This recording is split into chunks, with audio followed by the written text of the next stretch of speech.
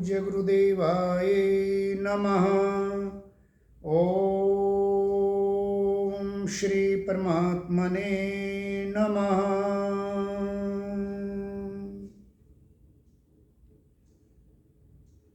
ध्यान मूलम गुरुर्मूर्ति पूजा मूलम गुरुर्पदम मंत्र मूलम गुरुर्वाक्यम मोक्ष मूलम गुरुर्कृपा। ओम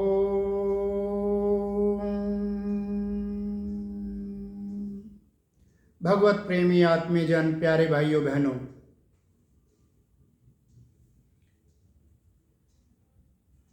अध्याय 15 श्लोक 8 में श्री भगवान जी ने कहा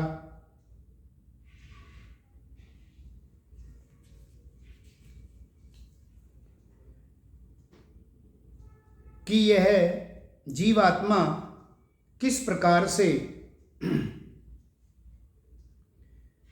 मन सहित इंद्रियों को आकर्षित करता है। जैसा कि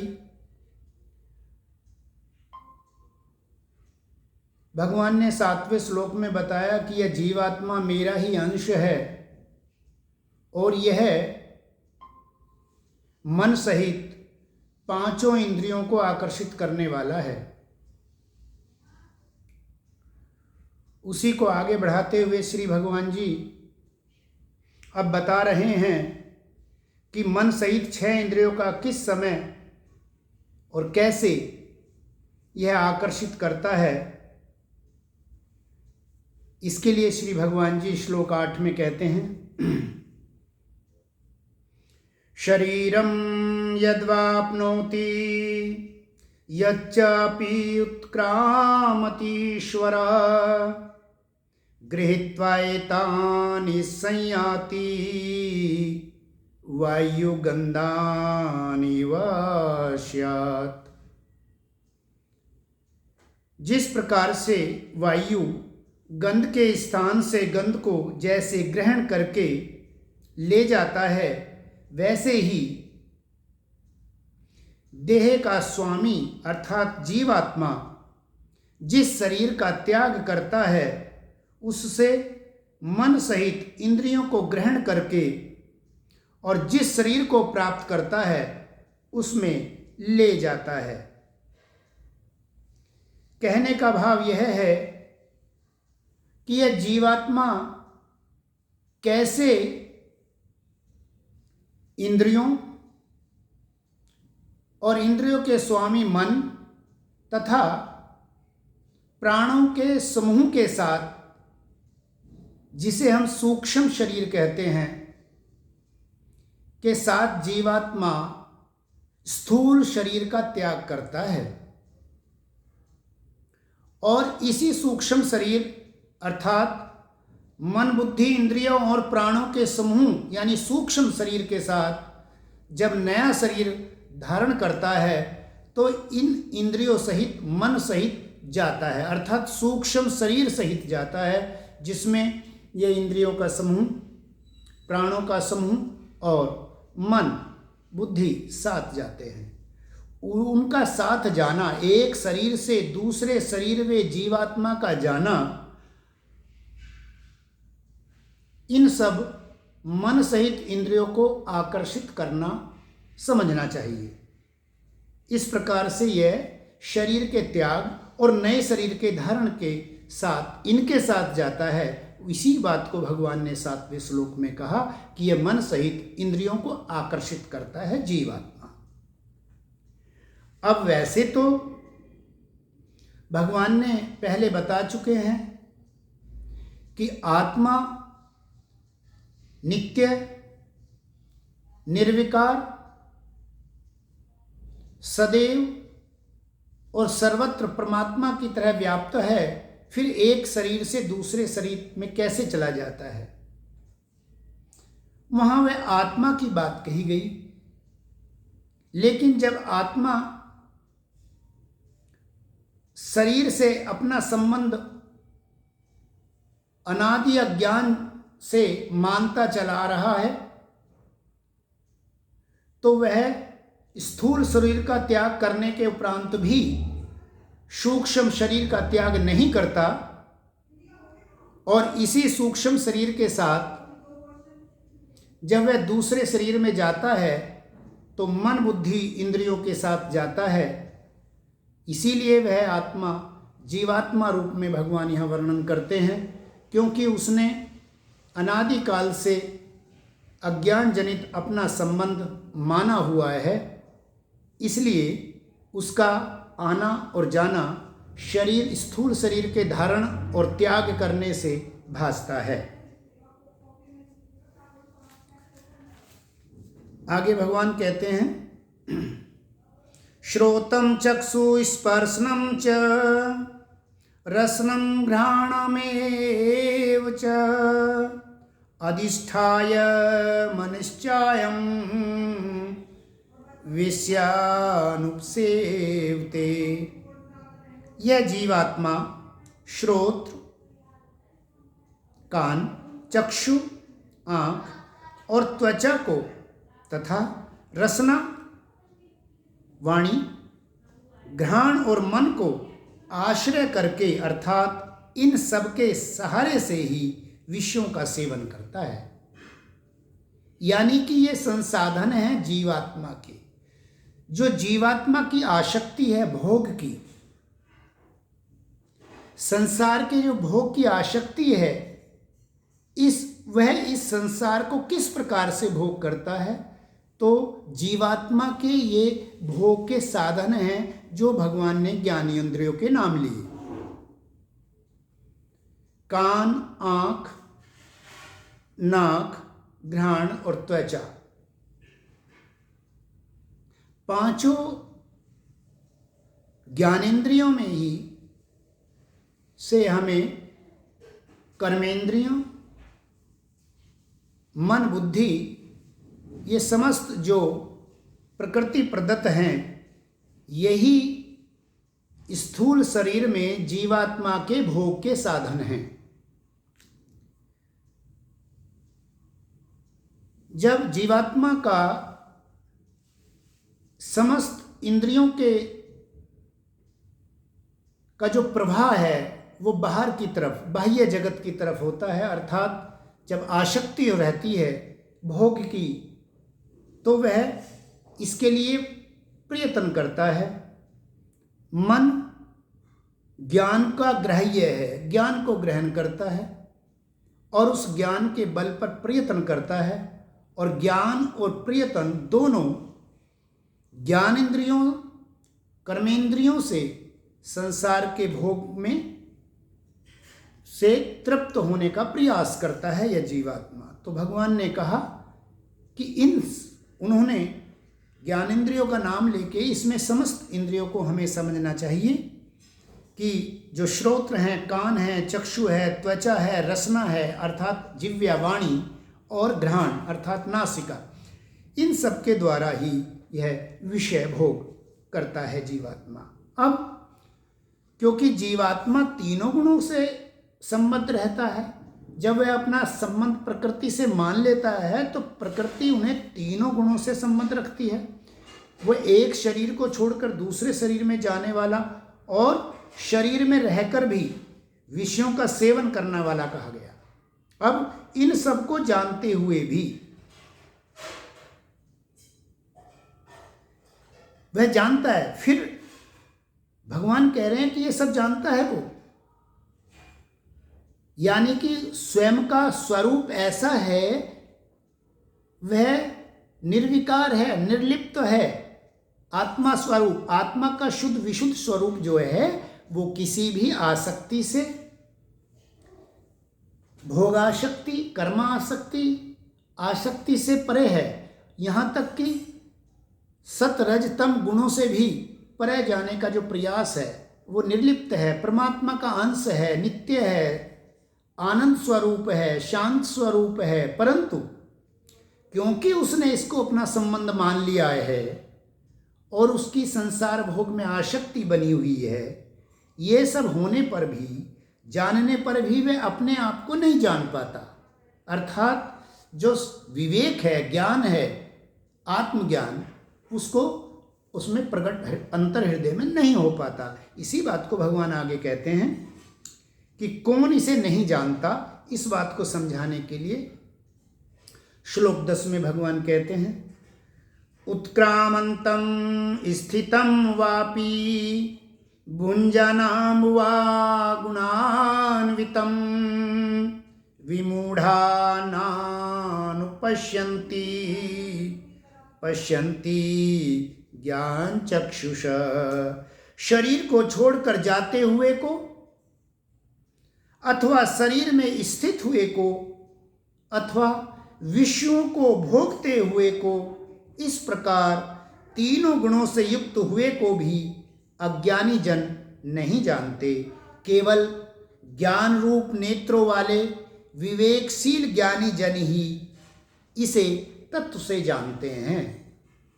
इसे आत्मस्वरूप को, स्वस्वरूप को कौन जानते हैं? जो ज्ञान स्वरूप है, जिन्हें ज्ञान की प्राप्ति हो गई है, ऐसे विवेकशील ज्ञानी जन ज्ञान रूपी चक्षु से इसे जानते हैं अर्थात देखते हैं। बाकी जो अज्ञानी हैं, जो साधना रत नहीं हैं, जिन्होंने परमात्मा भक्ति और परमात्मा का आश्रय नहीं लिया है, ऐसे जीव आत्मा शरीर को त्यागते हुए देख रहे हैं, स्वयं शरीर में हैं और शरीर को त्यागते हुए भी देख रहे हैं।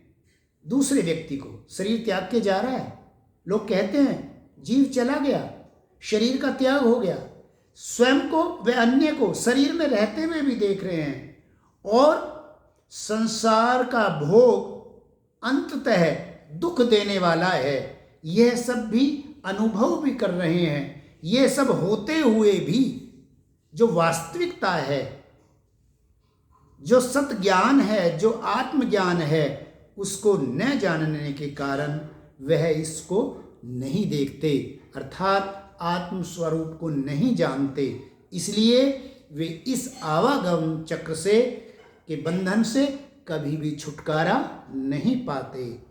इसीलिए भगवान ने कहा, लेकिन जो विवेकशील ज्ञानी लोग हैं, जो परमात्मा के आश्रय को जिन्होंने मान लिया है, जान लिया है, परमात्मा का आश्रय लेके जिन्हें परमात्मा ज्ञान स्वरूप दीपक जिनके अंतःकरण में वो ज्योति जग गई है, वे ज्ञान स्वरूप नेत्रों से आत्मा के वास्तविक स्वरूप को जान लेते हैं, देख लेते हैं।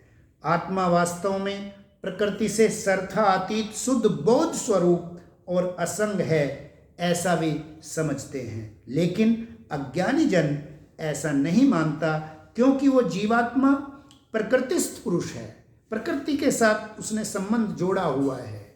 इसलिए वह इन तीनों गुणों से व्याप्त रहता है और विषय भोग उपभोग करता रहता है। इसलिए अज्ञानी लोग यथार्थ स्वरूप को नहीं समझते, ऐसा भगवान ने समझाया।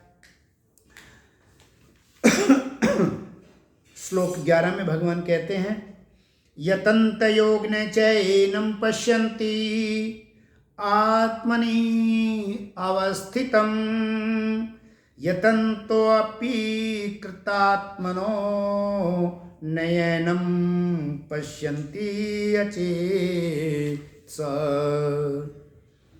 यतन करने वाले योगी जन भी, जिनको अभी परम पद की प्राप्ति नहीं हुई है, या यूं कहें कि वो आत्म स्वरूप का ज्ञान अभी उन्हें नहीं हुआ है, लेकिन वो इस साधना साधन पथ पर आरूढ़ हैं, ऐसे जिन्होंने ऐसे महापुरुषों का सानिध्य जिन्हें प्राप्त है, ऐसे योगी जन जो योग का प्रयत्न कर रहे हैं, आगे बढ़ रहे हैं, ऐसे योगी जन भी हृदय में स्थित इस आत्म तत्व को जानते हैं, ऐसा भगवान कह रहे हैं।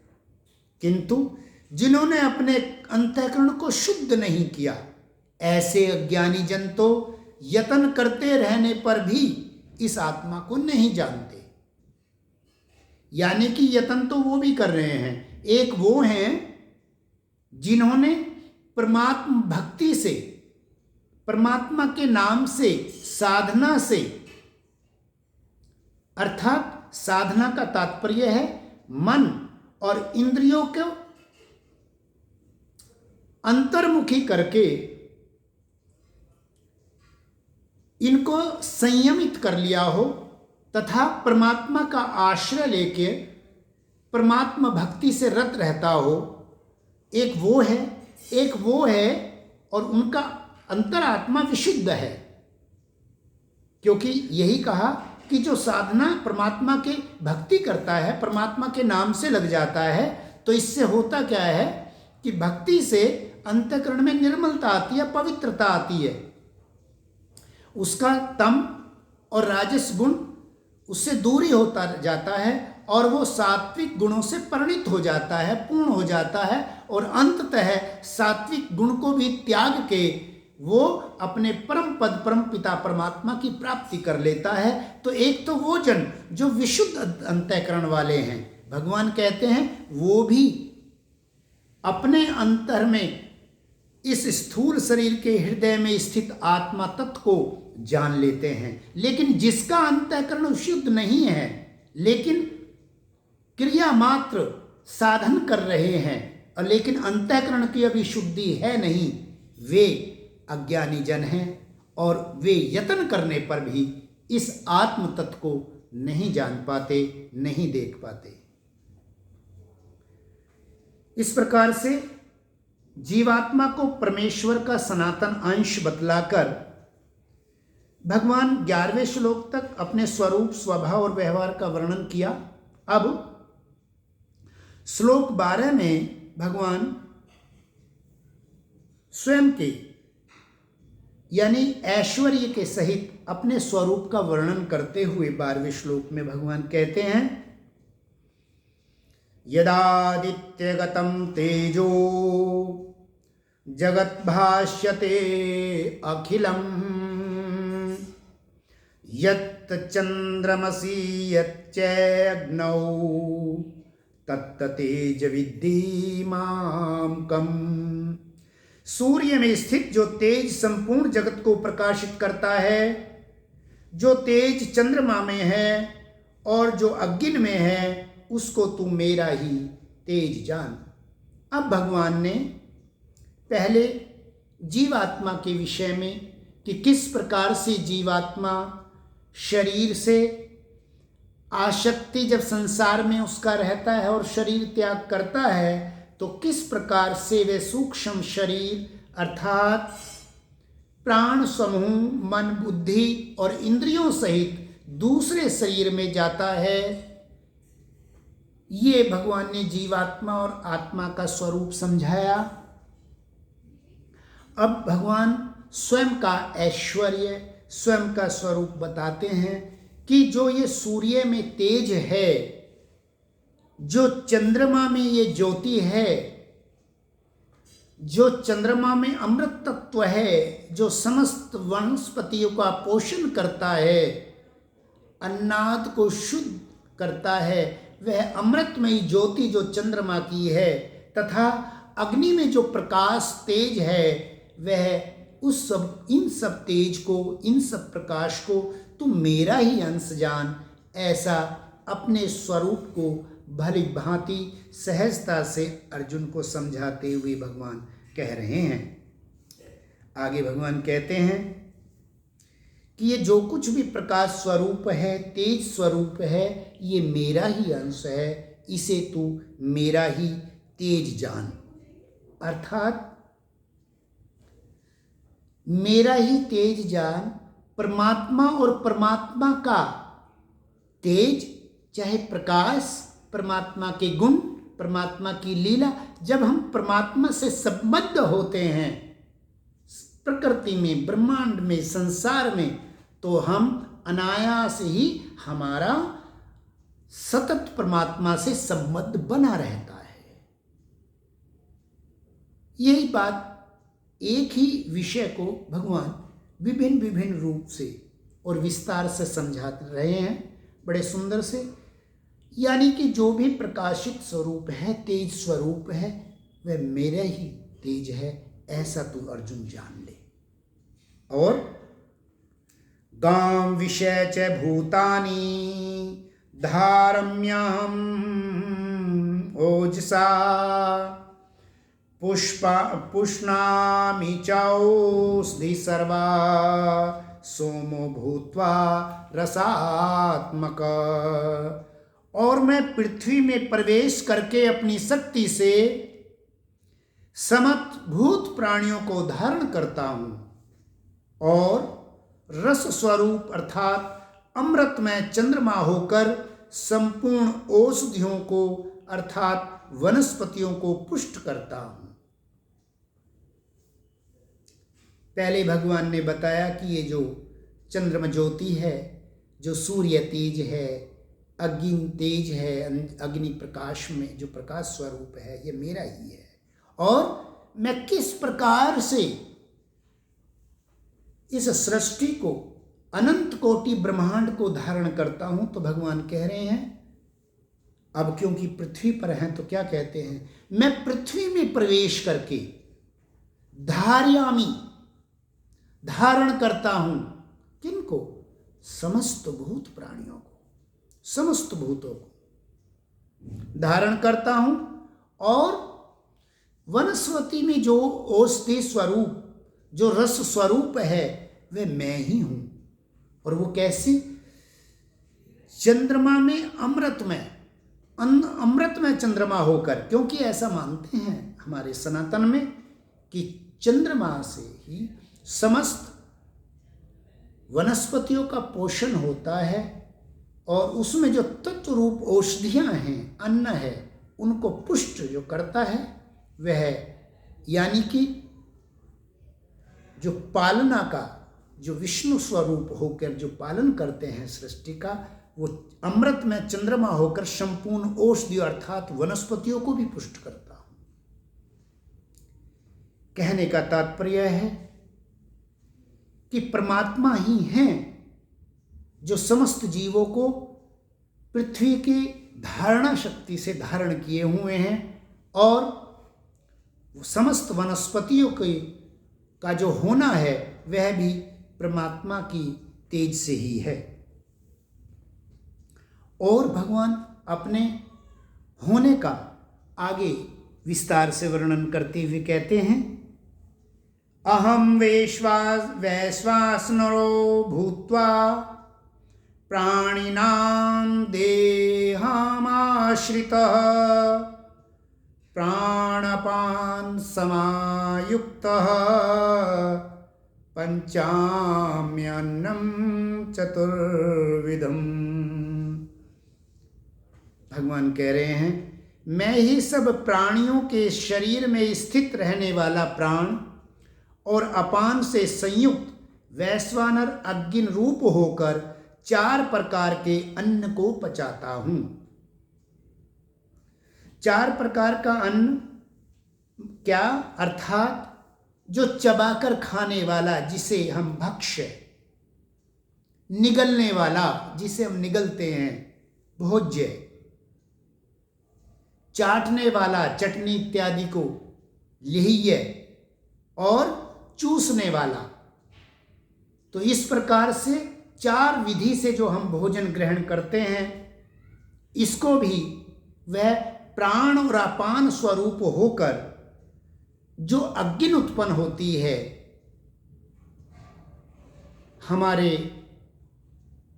नाभि क्षेत्र के आसपास, जिसे वैश्वानर अग्नि कहते हैं, वह कहते भगवान, मैं इन 4 प्रकार से लिए हुए अन्न को मैं ही वैश्वानर अग्नि के रूप में पचाता हूं।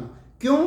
क्योंकि मैं प्राण और अपान दोनों के संयुक्त होकर, यहाँ यह योग के लिए इशारा किया है, विषय तो नहीं है, पर समझने के लिए हम ये जान लें कि जब हम श्वास प्रश्वास हमारा स्वयं का नहीं है, अनैच्छिक रूप से, यानी हमारे बिना इच्छा के ही ये चलता रहता है जब तक हम जीवन धारण करते हैं। अर्थात जो बाह्य प्राण है, ये अंतः प्राण के रूप में हम में संबंध बनाए रहता है, श्वास प्रश्वास चलता रहता है, सांस का आना, श्वास का जाना। तो जब हम श्वास का जाना है तो इसमें प्राण शक्ति, वायु के साथ प्राण शक्ति अंदर प्रवेश करती है और शरीर में जाकर यह एक प्राण 5 भागों में विभाजित हो जाता है।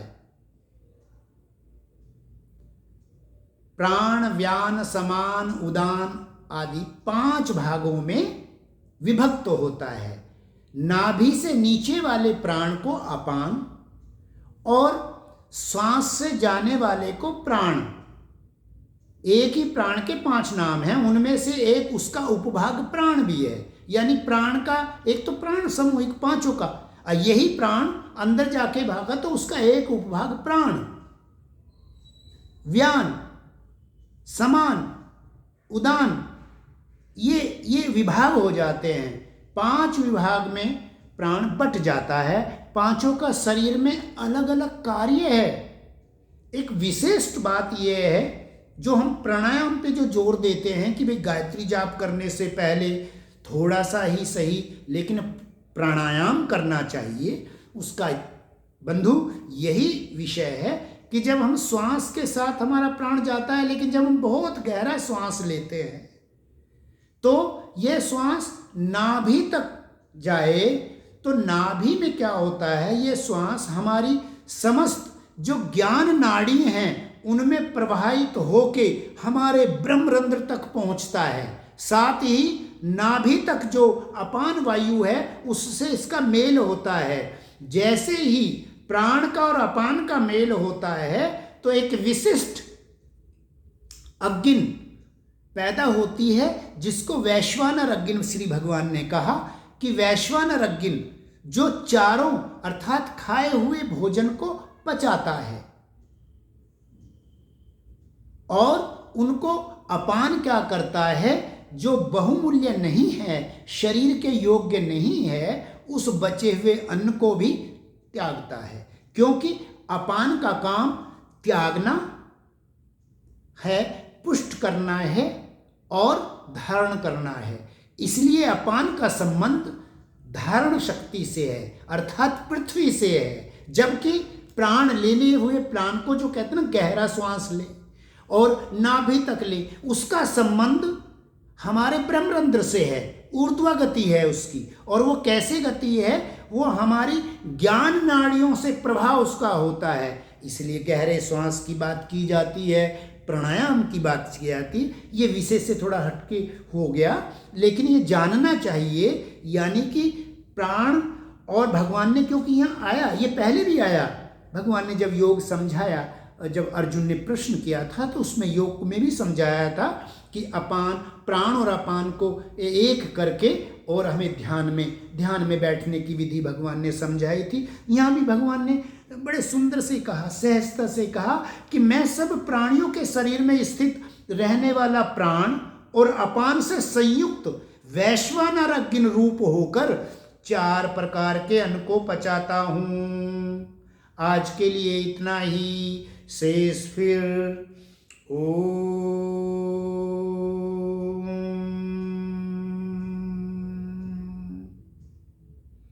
शांति शांति शांति।